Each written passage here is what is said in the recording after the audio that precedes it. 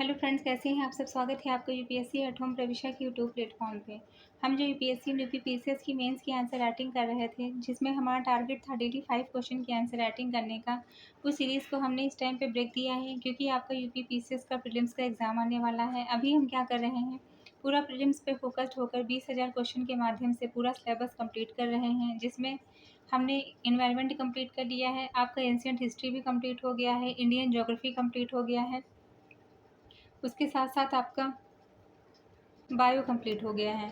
अभी हम क्या कर रहे हैं, मेडिवल हिस्ट्री को देख रहे हैं, जिसमें चैप्टर 6 है। चैप्टर 5 अभी तक हमने इससे कंप्लीट कर लिए हैं, सैयद एवं लोधी वंश से संबंधित है।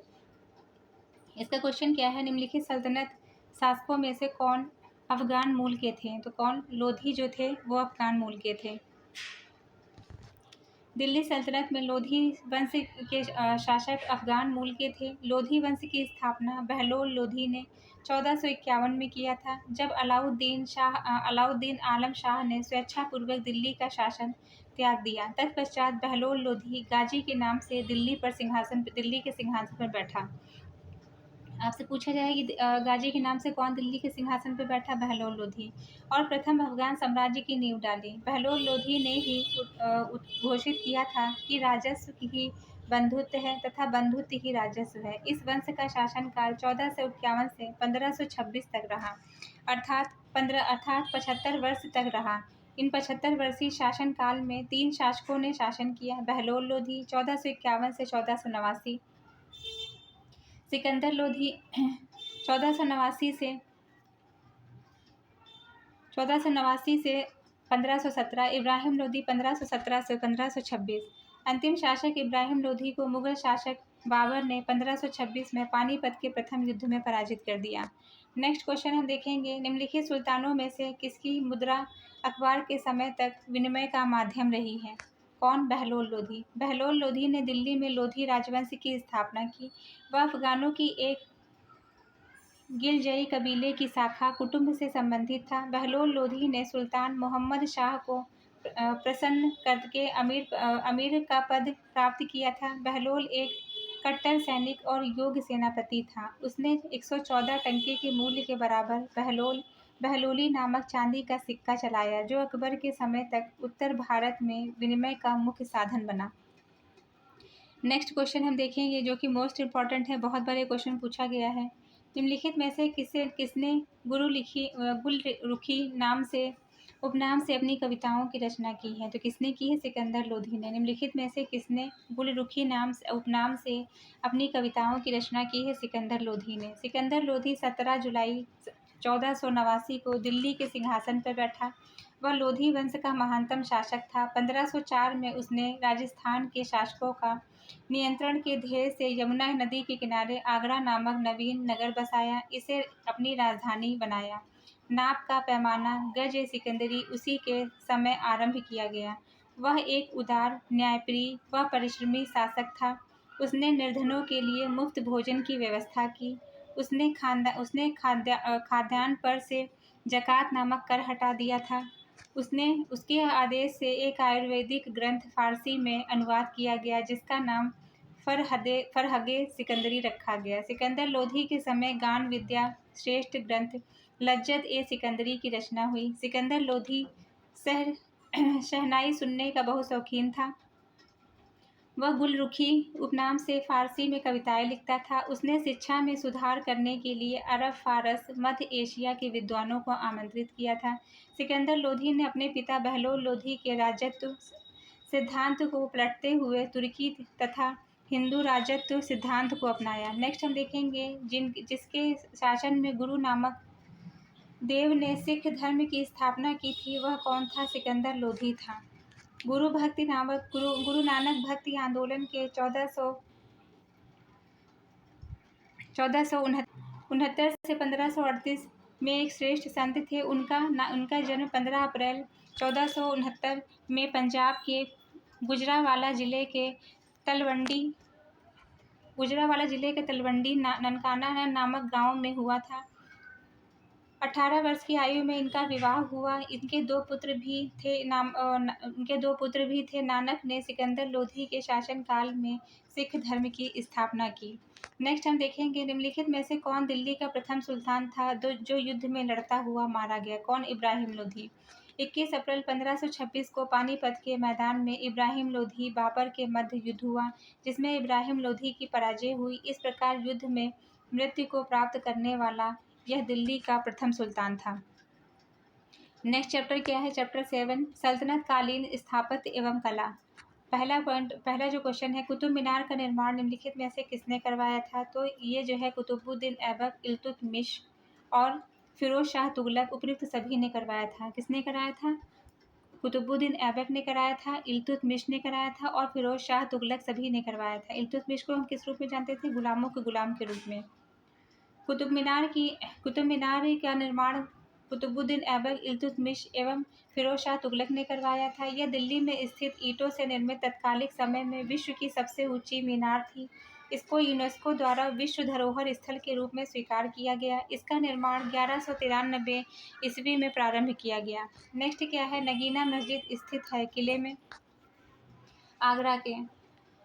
नगीना मस्जिद आगरा के किले में स्थित है। भारत में मुख्य रूप से 2 नगीना मस्जिद हैं। 2 नगीना मस्जिद में से एक भारत में गुजरात राज्य में स्थित है, दूसरा भारत के आगरा में स्थित है। यह मस्जिद आगरा के किले में शाहजहां द्वारा निर्मित इसे जेम मस्जिद या गहना मस्जिद के नाम से भी जाना जाता है। नेक्स्ट क्वेश्चन हम देखेंगे, दिल्ली की कुव्वतुल इस्लाम मस्जिद के प्रांगण में प्रसिद्ध लौह स्तंभ किसकी स्मृति में है? तो किसकी स्मृति में है? चंद्रगुप्त द्वितीय की। कुतुबुद्दीन ऐबक ने दिल्ली में राय पिथौरा के किले के निकट कुव्वतुल इस्लाम नाम की मस्जिद बनवाई, जिसे बाद में इल्तुतमिश अलाउद्दीन ने मरम्मत कर बड़ा किया। महरौली के लौह स्तंभ इसी मस्जिद के प्रांगण में है। इस स्तंभ पर गुप्त राजा चंद्रगुप्त द्वितीय की उपलब्धियों का वर्णन है, जिन्होंने शकों को पराजित करने की स्मृति में लिखवाया था। नेक्स्ट क्या है? 2.5 दिन का झोपड़ा मस्जिद में प्रयुक्त प्रस्तर खंडों में निम्न में से किस नाटक के अंश अंकित हैं? तो किसके? हरिकेल की। 2.5 दिन का झोपड़ा अजमेर में स्थित पूर्व में यह एक संस्कृत विद्यालय है, जिसका निर्माण विग्रह राज ने करवाया था। इस पर चौहान शासक विग्रह राज चतुर्थ द्वारा रचित संस्कृत नाटक हरिकेल के कुछ अंश अंकित हैं। इस इमारत के ऊपरी भाग को तोड़कर कुतुबुद्दीन ऐबक ने 2.5 दिन का झोपड़ा बनवाया था। इसके अतिरिक्त ऐबक ने दिल्ली में राय पिथौरा के निकट कुव्वतुल इस्लाम नाम की मस्जिद तथा दिल्ली की कुतुब मीनार को बनवाना प्रारंभ किया। ऐबक द्वारा बनवाई गई मस्जिदों में हिंदू मुस्लिम कला का सामंजस्य है। बाद में विभिन्न सुल्तानों ने इसमें परिवर्तन किया। इल्तुतमिश ने 2.5 दिन का झोपड़ा और कुव्वतुल इस्लाम मस्जिद का विस्तार किया। नेक्स्ट हम देखेंगे, निम्नलिखित में से कौन कुतुबुद्दीन ऐबक द्वारा निर्मित नहीं करवाया गया था? तो कौन सा? अलाई दरवाजा का निर्माण नहीं करवाया गया था। कुतुबुद्दीन का शासन 1206 से 1210 तक था। उसने प्रथम भारतीय मुस्लिम सुल्तान की स्थापना की। उसके समय में दिल्ली और अजमेर 2 मस्जिदों का निर्माण हुआ। कुतुबुद्दीन ऐबक ने कुतुब मीनार निर्माण प्रारंभ किया, किंतु इसका निर्माण कार्य इल्तुतमिश के समय में पूरा हुआ। फिरोज तुगलक ने इस मीनार की 4वीं और 5वीं मंजिल का निर्माण कराया। आपसे अगर पूछा जाता है कि किसने जो है कुतुब मीनार की 4वीं और 5वीं मंजिल का निर्माण कराया, तो वो कौन है? फिरोज शाह तुगलक है, क्योंकि बिजली गिरने के कारण 4थी मीनार क्षतिग्रस्त हो गई थी। गयासुद्दीन तुगलक का कुतुब मीनार के निर्माण में कोई योगदान नहीं है, जबकि अलाई दरवाजा का निर्माण अलाउद्दीन खिलजी ने करवाया था, जो दिल्ली की कुतुबी मस्जिद का परिवर्धित रूप है। इसके अतिरिक्त अलाउद्दीन ने सीरी का किला और हजार सितून महल भी बनवाया था। नेक्स्ट देखेंगे, भारत में प्रथम मकबरा जो शुद्ध इस्लामी शैली में निर्मित हुआ है, कौन सा है? बलबन का मकबरा। भारत में शुद्ध इस्लामी शैली में निर्मित प्रथम मकबरा दिल्ली के सुल्तान बलबन द्वारा राय पिथौरा के किले के निकट निर्मित किया गया स्वयं का मकबरा। बलबन का मकबरा इस्लामी कला का श्रेष्ठ नमूना है। वस्तुतः सही रूप से मेहराब का प्रचलन बलबन के मकबरे में हुआ है, जो अब पूरी तरह से जीर्ण शीर्ण अवस्था में है। नेक्स्ट हम देखेंगे, निम्नलिखित घटनाओं में से विचार कीजिए, उनको कालानुक्रम के अनुसार जो है व्यवस्थित करना है। 2.5 दिन का झोपड़ा का निर्माण 1194 में कुतुबुद्दीन ऐबक ने मोहम्मद गौरी के आदेश पर करवाया। कुव्वतुल इस्लाम मस्जिद का निर्माण कुतुबुद्दीन ऐबक ने 1192 ईस्वी में करवाया। सीरी फोर्ट का निर्माण अलाउद्दीन खिलजी ने बनाया था। सुल्तानगढ़ी का निर्माण इल्तुतमिश ने करवाया था। नेक्स्ट क्या है? नेक्स्ट क्वेश्चन है स्थल और स्थापत्य। दिल्ली कुव्वतुल इस्लाम, जौनपुर अटाला मस्जिद, मालवा है जहाज महल, गुलमर्ग है जामा मस्जिद। दिल्ली क्या है? कुव्वतुल इस्लाम है, जौनपुर है अटाला मस्जिद, मालवा है जहाज महल और गुलमर्ग है जामा मस्जिद। सबसे पुरानी इमारत जो सर्वप्रथम रखते हुए निम्नलिखित तिथि के अनुसार जो है व्यवस्थित करना है। 2.5 दिन का झोपड़ा का निर्माण अजमेर में कुतुबुद्दीन ऐबक द्वारा करवाया गया था। अलाई दरवाज़ा अलाउद्दीन खिलजी द्वारा बनवाया गया। फिरोज तुगलक ने फिरोज शाह कोटला दीन पनाह पुस्तकालय का निर्माण हुमायूं द्वारा करवाया है। नेक्स्ट हम देखेंगे स्मारक और निर्माता। अटाला मस्जिद संबंधित है किससे? इब्राहिम शाह सरकी से। छोटा सोना मस्जिद संबंधित है वली मोहम्मद से। कदम रसूल का संबंध है नुसरत शाह से। अदीना मस्जिद पंडुआ संबंधित है सिकंदर शाह से। अलाई दरवाज़ा का संबंध है अलाउद्दीन खिलजी से। बुलंद दरवाज़ा दिल्ली में संबंधित है अकबर से। और मोती मस्जिद दिल्ली औरंगजेब। फिर से देखेंगे इब्राहिम शाह सरकी के द्वारा अटाला देवी मस्जिद का निर्माण करवाया गया। वली मोहम्मद के द्वारा छोटा सोना मस्जिद का निर्माण करवाया गया। नुसरत शाह के द्वारा कदम रसूल का निर्माण कराया गया। सिकंदर शाह के द्वारा अदीना मस्जिद पांडुआ का निर्माण करवाया गया। अलाउद्दीन खिलजी के द्वारा अलाई दरवाज़ा का निर्माण करवाया गया। अकबर के द्वारा बुलंद दरवाज़ा दिल्ली का निर्माण करवाया गया। शाहजहां के द्वारा मोती मस्जिद आगरा, औरंगजेब के द्वारा मोती मस्जिद दिल्ली का निर्माण करवाया गया। नेक्स्ट क्या है? सूची 1 को सूची 2 से सुमेलित करना है। अदीना मस्जिद बंगाल, लाल दरवाज़ा मस्जिद है जौनपुर, दाखिल दरवाज़ा गौड़ बंगाल, 3 दरवाज़ा गुजरात का अहमदाबाद। फिर से एक बार देखेंगे अदीना मस्जिद बंगाल, लाल दरवाज़ा मस्जिद जौनपुर, दाखिल दरवाज़ा गौड़ बंगाल, 3 दरवाज़ा गुजरात का अहमदाबाद। नेक्स्ट क्वेश्चन क्या है? निम्नलिखित में से कौन सा एक अष्टभुजी मकबरा है? कौन? सिकंदर लोधी का मकबरा। सिकंदर लोधी का मकबरा क्या है? अष्टभुजी मकबरा है। सिकंदर लोधी का मकबरा अष्टभुजी मकबरा है। इस मकबरे का निर्माण 1517 ईस्वी में किया गया है। इसके चारों ओर परकोटे और चारों कोनों पर भुर्जियाँ हैं। सिकंदर लोधी के मकबरे की अन्य विशेषता इसमें दोहरे गुंबद का प्रयोग है, जो कि केंद्रीय गुंबद के भीतरी और बाहरी भागों में अनुपात बनाए रखने के लिए किया गया है। उल्लेखनीय है कि सिकंदर लोधी का मकबरा भारत में निर्मित पहली इमारत है जिसमें दोहरे गुंबद का प्रयोग किया गया।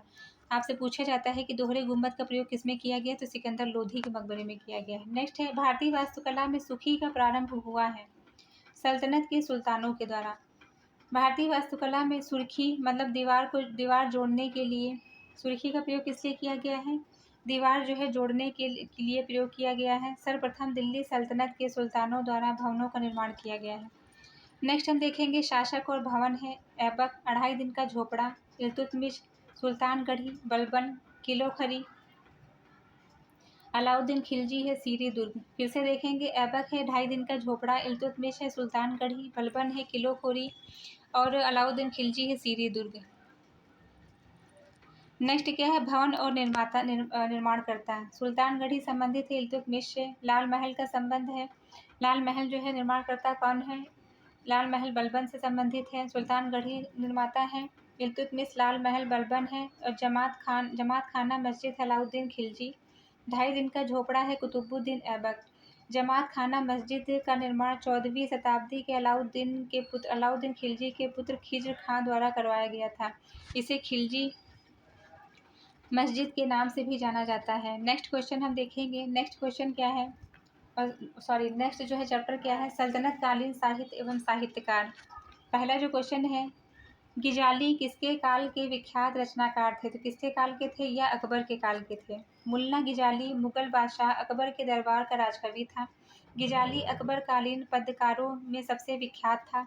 मुल्ला गिजाली ने कई मसनवी लिखी थी जिसमें मदाद ए अनवर और मिरातुल संसफा प्रसिद्ध है। गिजाली अकबर के दरबार में 1572 तक राजकवि के पद पर बना रहा। तत्पश्चात फैजी को राजकवि बनाया गया। नेक्स्ट क्वेश्चन हम देखेंगे निम्नलिखित में से किस साहित्यिक कृति के कुछ अंश 2.5 दिन का झोपड़ा नामक वास्तु कृति में से मिलते हैं? तो कौन से? हैरिकेल नाटक के। विग्रह चतुर्थ द्वारा रचित हैरिकेल नामक नाटक 75 पंक्तियां 2.5 दिन की झोपड़ी की सीढ़ियों पर उत्कीर्ण है। अजमेर की स्थित 2.5 दिन के झोपड़े का निर्माण कुतुबुद्दीन ऐबक ने करवाया था, जो कुव्वतुल इस्लाम मस्जिद की पद्धति पर आधारित है। नेक्स्ट क्या है, अल-बिरूनी ने अपना प्रसिद्ध ग्रंथ तारीख उल हिंद निम्नलिखित में से किस भाषा में लिखा है? तो यह अरबी में लिखा है। अल-बिरूनी द्वारा प्रसिद्ध तारीख उल हिंद की रचना अरबी भाषा में की गई है। अल-बिरूनी फारसी विद्वान था जो महमूद गजनवी के साथ भारत आया था। वह पहला मुस्लिम लेखक था जिसने भारत की संस्कृति और परंपरा के बार व्यापक अध्ययन कार्य किया था। नेक्स्ट हम देखेंगे निम्नलिखित में से किस स्रोत में हमें सिंध का विस्तृत विवरण मिलता है? तो किसमें? चचनामा में हमें सिंध का विस्तृत विवरण मिलता है। चचनामा 712 ईस्वी में अरब आक्रमण के समय सिंध के देसी शासक वंश के इतिहास पर प्रकाश डालता है। यह पुस्तक एक अज्ञात लेखक द्वारा अरबी फारसी में लिखी गई है जो संभवतः मोहम्मद बिन कासिम के खेमे का अनुयायी रहा है। नेक्स्ट क्या है, संगीत यंत्र सितार का आविष्कार किया था किसने? आमिर खुसरो ने। सितार भारत का सबसे प्रसिद्ध लोकप्रिय वाद्य यंत्रों में से एक है जिसका प्रयोग शास्त्रीय संगीत के साथ हर तरह के संगीत में किया जाता है। सितार वीणा ईरानी तबूरे का मिश्रण है जिनका आविष्कारक आमिर खुसरो को माना जाता है। नेक्स्ट देखेंगे पुराणों का अध्ययन करने वाला प्रथम मुसलमान कौन था? तो कौन था? अल-बिरूनी था। अल-बिरूनी प्रथम मुसलमान था जिसने पुराणों का अध्ययन किया। उसने भारत में धार्मिक वैज्ञानिक पुस्तकों को पढ़ा, विभिन्न विषयों को ऐसे पंडितों से मिला जो उन्हें मूल पुस्तकों को समझाने, उनके द्वारा उठाई गई समस्याओं का विचार विमर्श करने को तैयार थे। उन्होंने अनेक संस्कृत रचनाओं का प्रयोग किया जिसमें ब्रह्मगुप्त, बलभद्र, बारहमिहिर की रचनाएं हैं। विशेष रूप से उल्लेखनीय है कि उन्होंने जगह जगह भगवद गीता, विष्णु पुराण, वायु पुराण को उद्धृत किया। उन्होंने कपिल के सांख्य पातंजलि की रचना का भी उल्लेख किया है। नेक्स्ट हम देखेंगे निम्नलिखित में से किस पुस्तक में आदर्श मुसलमान शासक के गुणों का उल्लेख मिलता है? तो कौन है? फतवा ए जहांगीरी। जियाउद्दीन बरनी की कृति फतवा ए जहांगीरी सल्तनत कालीन राजनीतिक विचारधारा की एक सही तस्वीर प्रस्तुत करती है। इसमें आदर्श मुसलमान के गुणों का उल्लेख मिलता है। वे यह व्यवस्था देते थे कि बादशाह के लिए यह जरूरी है कि वह इस्लाम का संरक्षण करे, शरीयत मतलब धार्मिक कानून को लागू करे, शासन का कार्यभार पवित्र और धार्मिक व्यक्तियों को सौंपा जाना चाहिए, दार्शनिक और बुद्धिजीवियों को शासन में कोई जगह नहीं मिलनी चाहिए। बर्नी के अनुसार एक संस्था के रूप में बादशाह को भय के द्वारा कायम रखा जा सकता है। बर्नी यह महसूस करते थे कि किसी राज्य को शरीयत के आधार पर नहीं चलाया जा सकता है। वे स्वीकार करते थे कि धर्मनिरपेक्ष कानून बहुत जरूरी है। नेक्स्ट हम देखेंगे किसने सल्तनत काल में डाक व्यवस्था का विस्तृत वर्णन किया था? तो किसने किया था? इब्न बतूता ने। इब्न बतूता मोरक्को मूल अफ्रीकी यात्री था। यह सल्तनत काल में मोहम्मद बिन तुगलक के शासन काल में आया था। तुगलक ने इसे दिल्ली का गाजी नियुक्त किया। बाद में उसने उसे 1342 में सल्तनत का राजदूत बनाकर चीन भेजा गया। इब्न बतूता रेहला नामक अपनी यात्रा संस्मरण में भारत की राजनीतिक गतिविधियों एवं सामाजिक परिस्थितियों का वर्णन करता है। इसकी पुस्तक में विदेशी व्यापारियों के आवागमन, डाक चौकियों या गुप्तचर व्यवस्था के बारे में अनेक जानकारी मिलती है। नेक्स्ट हम देखेंगे दिल्ली का वह सुल्तान जिसने अपने संस्मरण लिखे हैं। कौन है? फिरोज तुगलक। सल्तनत काल में दिल्ली के एकमात्र सुल्तान फिरोज तुगलक ने अपने संस्मरण लिखे हैं जिसे फितूहाते फिरोजशाही के नाम से जाना जाता है। मुगल काल में दो बादशाह बाबर, जहांगीर ने अपनी अपनी आत्मकथा तुजो के बाबरी और तुजो के जहांगीरी लिखी है। नेक्स्ट क्या है? तबकात ए नासरी के लेखक कौन है? मिनहाज उल सिराज। तबकात ए नासरी के लेखक कौन है? मिनहाज उल सिराज हैं। तबकात ए नासरी मिनहाज उल सिराज की रचना है। उसने यह रचना सुल्तान नसरुद्दीन मोहम्मद को समर्पित थी। उन्होंने अपनी रचना में आदि से आरंभ करके नसरुद्दीन मोहम्मद के शासनकाल के 14वें वर्ष तक ले आए। यह रचना 23 तबकों में विभक्त है जिसमें वे विभिन्न क्षेत्रों के विभिन्न राजवंशों का अलग अलग विवेचन करते हैं। इसमें मोहम्मद गौरी की भारत विजय तथा नव स्थापित तुर्की सल्तनत के इतिहास का प्रत्यक्ष विवरण मिलता है। नेक्स्ट हम देखेंगे निम्नलिखित में से किसकी रचना आमिर खुसरो ने नहीं की थी? किसकी? ताजुल मासूल। आमिर खुसरो की रचना खजाइन उल फितूह जिसे तारीख है आलाई के नाम से जाना जाता है। इसमें अलाउद्दीन खिलजी के शासनकाल में 16 वर्षों का चाटुकारितापूर्ण विवरण है। इस पुस्तक में अलाउद्दीन द्वारा गुजरात, चित्तौड़, मालवा, वारंगल विजय के बारे में लिखा गया है। इसमें हमें मलिक काफूर के दक्कन अभियानों का आंखों देखा विवरण मिलता है और भौगोलिक और सैनिक विवरणों की दृष्टि से यह काफ़ी समृद्ध है। इसमें अलाउद्दीन के भवनों तथा प्रशासनिक सुधारों का वर्णन मिलता है। अलाउद्दीन खुसरो के तुगलकनामा खुसरो शाह के विरुद्ध गियासुद्दीन तुगलक की विजय का चित्रण है। पूरी कहानी को धार्मिक रंग में प्रस्तुत किया गया है। यह गियासुद्दीन सत्य तत्वों का प्रतीक है। इसे असत तत्वों के प्रतीक खुसरो शाह के साथ संघर्ष करते दिखाया गया है, जबकि ताजुल मासिर की रचना हसन निजामी ने की थी। इसमें मोहम्मद गौरी के भारत आक्रमण तथा कुतुबुद्दीन ऐबक के जीवन का वर्णन है। नेक्स्ट क्वेश्चन क्या है, निम्नलिखित में से किसने दिल्ली के 8 सुल्तानों का शासनकाल देखा है? किसने? आमिर खुसरो ने। आमिर खुसरो का जन्म पटियाली गांव के उत्तर प्रदेश के डिस्ट्रिक्ट कासगंज में हुआ था। पहले एटा जिला में स्थित था। आरंभ में वे बलबन के सबसे बड़े पुत्र मोहम्मद की सेवा में रहे। मंगोलों के साथ एक मुकाबले में मोहम्मद मारा गया और मंगोलों में आमिर खुसरो को भी बंदी बना लिया गया, किंतु वे जेल से भाग निकले। बलबन के राजदरबार से संबद्ध हो गए। वे दिल्ली के 8 सुल्तानों बलबन, कैकुवाद, ह्यूमर्स, जलालुद्दीन खिलजी, अलाउद्दीन खिलजी, मुबारक शाह, खुसरो शाह तथा गियासुद्दीन तुगलक के अंतर्गत शाही सेवा में रहे। आमिर खुसरो विशेष रूप से निजामुद्दीन औलिया के काफ़ी नज़दीक थे। उन्होंने अपने काव्य संगीत के माध्यम से भारत में सूफी संस्कृत के निर्माण में महान योगदान दिया था। आमिर खुसरो फारसी कविता भारतीयकरण करने वाला प्रथम कवि था। इसे भारत का तोता या तूतीय हिंद कहा जाता है। इतिहास लिखना आमिर खुसरो की मूल विधा नहीं थी। अपनी कविताओं में उन्होंने प्रायः ऐतिहासिक विषयों को लिखा है। इस प्रकार सभी कृतियां सन 1289 से 1320 के बीच रची गई हैं। इसमें कुछ रचना के लिए उन्हें खास तौर पर कहा गया था, जबकि कुछ अन्य उन्होंने अपने शाही संरक्षकों को खुद खुश करने के लिए लिखी थी। वे निष्पक्ष इतिहासकार नहीं थे।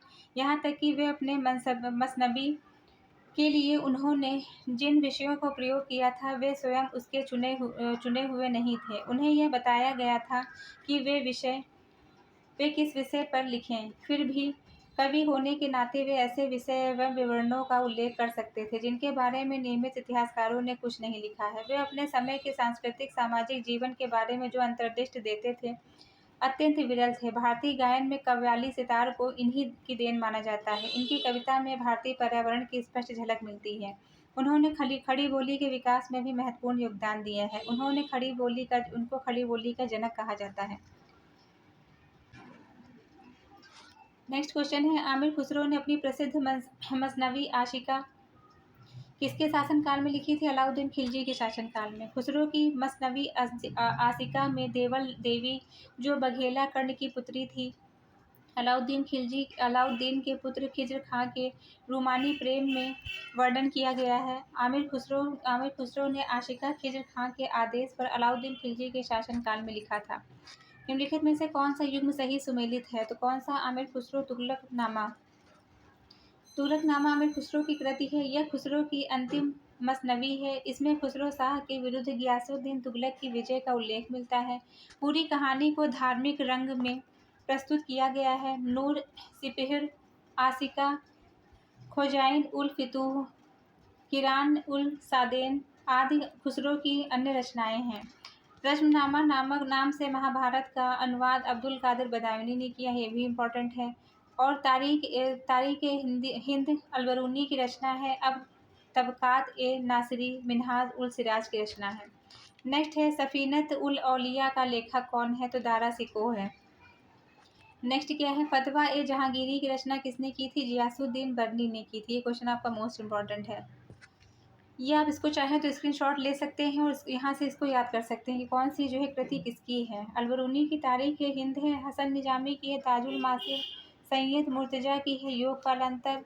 और आमिर खुसरो की क्या है? तुगलकनामा, तारीख अलाई, किरान उल सादेन और आशिका तारीख ए दिल्ली।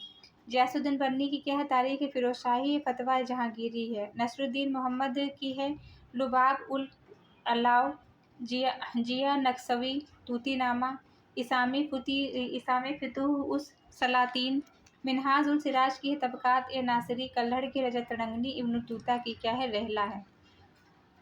नेक्स्ट हम देखेंगे सूची 1 को सूची 2 के साथ सुमेलित करना है। इसके अंतर्गत क्या है, अलबरूनी की है तारीख हिंद, और एनुल मुल्क मुल्तानी की कौन सी है, ये है इंसा ए महरू, और आमिर खुसरो की कौन सी है, खजान उल फितूह है, फ़ख्रे मुदाबिर है, तारिक ए फरुद्दीन की। नेक्स्ट क्या है, सूची 1 को सूची 2 के साथ में सुमेलित करना है। ये भी आपका मोस्ट इम्पॉर्टेंट है। ये भी आप चाहें तो इसको स्क्रीनशॉट लेके आप इसको याद कर सकते हैं। नेक्स्ट क्वेश्चन हम देखेंगे, पृथ्वीराज विजय के लेखक कौन है, तो जैनक भट्ट हैं। चहमान वंश के अंतिम शासक पृथ्वीराज तृतीय के राजकवि चंद्र बरदाई ने पृथ्वीराज रासो एवं जैनक भट्ट की पृथ्वीराज विजय नामक पुस्तक की रचना की है। बंगाल के सेन वंशी शासक बल्लाल सेन ने दान सागर की रचना की है। मेरतुंग को ने प्रबंध चिंतामणि की रचना की है। नेक्स्ट क्या है, निम्नलिखित में से किसने चिंतामणि भट्ट एवं रचित संस्कृत ग्रंथ शुक सप्तति का फारसी अनुवाद कर उसका तुतीनामा लिखा है, तो कौन है, ख्वाजा जियाउद्दीन नक्शवी। नेक्स्ट क्या है, फवादुल फवाद नामक पुस्तक शेख निजामुद्दीन औलिया की बातचीत का विवरण है। इसका संकलन किया है किसने, आमिर हसन सिजजी ने। फवाद नामक पुस्तक जो शेख निजामुद्दीन औलिया की बातचीत का विवरण है, इसका संकलन आमिर हसन सिजजी ने किया है। निजामुद्दीन औलिया एक महत्वपूर्ण सूफी संत थे जो दिल्ली के 7 मुस्लिम महत्वपूर्ण सुल्तानों के शासनकाल से संबंधित थे। नेक्स्ट क्या है, रचनाकार हैं और उनकी रचना, मुल्ला दाऊद की रचना क्या है, चंद्रयान है। दामोदर कवि की रचना क्या है, पद्मावती कथा है। और सोमनाथ की रचना है राग विबोध। आमिर खुसरो की क्या है, आशिका है। मार्को पोलो जिसने 13वीं शताब्दी के अंतिम दशक में भारत की यात्रा की, उसकी राष्ट्रीयता क्या थी, उसकी राष्ट्रीयता थी इटालियन।